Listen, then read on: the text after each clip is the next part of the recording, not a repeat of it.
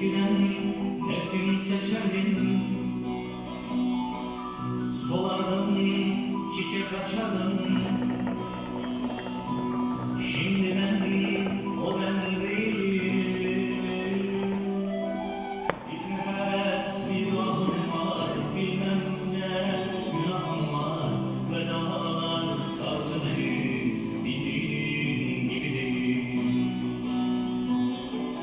Dallarım devriliyor, gençliğim savruluyor. Bir ayaz vurdu beni, bildiğin gibi değil. Güllerim devriliyor, gençliğim savruluyor. Vedalar yordu beni, bildiğin gibi değil.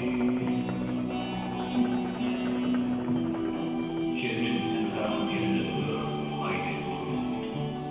Hiç ümidim kalmadı tutunacak bir dağ. Başımı yere eğmemek, mazlum yerine koymak. Allah dolu düşlerim vardı oysa. Bir hayat böyle tersine dönmez, bir yiğit böyle harcanmaz.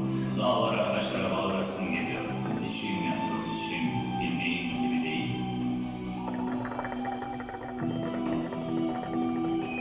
Bu bir hikayenin bitişi midir? Bu kanlı bir veda mıdır? Bu son savaşçının yediği kurşun, bu son kalemine düşüşü müdür? Dalgaların çekilişi, bayrakların yıkılışı, bu şarkıların susuşu mudur?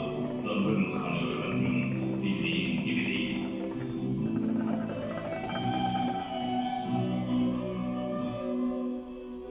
Ben bu hayata asi, öyle değil. Bir yıldız kaygan, ben değilim. İşte her şeye sırtımı dönüp koşuyorum.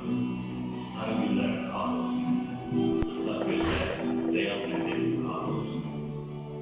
Kahrolsun bu kaldırım, bu nezaket, mutluluk dilekleri, canım yanıyor.